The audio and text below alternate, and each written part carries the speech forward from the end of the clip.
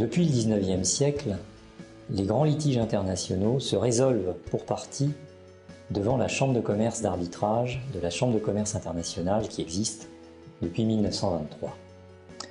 Dans le cadre d'un règlement d'un litige par voie d'arbitrage, la CCI recommande aux parties d'insérer dans leur contrat une clause type si elles désirent faire référence à l'arbitrage de la CCI. La Cour internationale d'arbitrage, qui peut siéger à Paris, à Londres ou à Genève, a pour mission de permettre la solution par voie d'arbitrage des différends ayant un caractère international et qui interviennent, bien sûr, dans le domaine des affaires.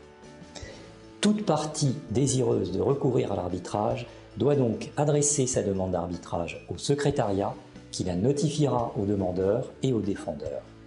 Cette demande doit contenir le nom, la qualité, l'adresse des parties, l'objet de la demande, les conventions intervenues, les indications sur le nombre d'arbitres, qui déterminent le coût de l'arbitrage bien sûr, le choix de ces observations quant au lieu de l'arbitrage et les règles de droit qui vont être applicables.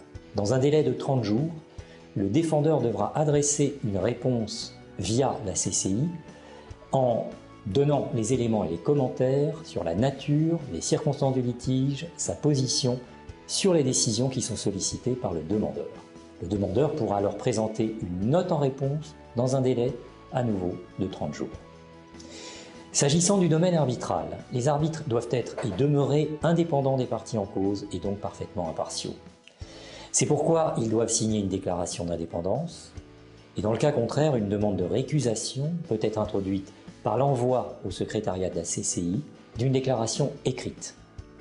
En acceptant leur mission, ils s'engagent à accomplir jusqu'à son terme l'arbitrage. Le nombre d'arbitres devant trancher le différend doit être toujours impair, à savoir un arbitre unique ou bien, par exemple, 3 arbitres.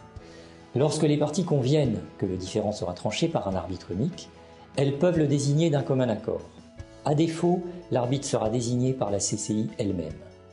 Si le litige est soumis à 3 arbitres, chacune des parties désigne un arbitre. Le 3e arbitre est nommé par les 2 premiers arbitres. Le remplacement des arbitres peut être envisagé en cas de récusation acceptée par la CCI, en cas de décès, en cas de démission, ainsi que lorsqu'il est empêché ou bien de facto ou de droit d'exercer sa mission et qu'il ne remplit pas les conditions conformément au règlement d'arbitrage. La CCI dans ce cas peut également décider que les arbitres restants peuvent parfaitement continuer l'arbitrage.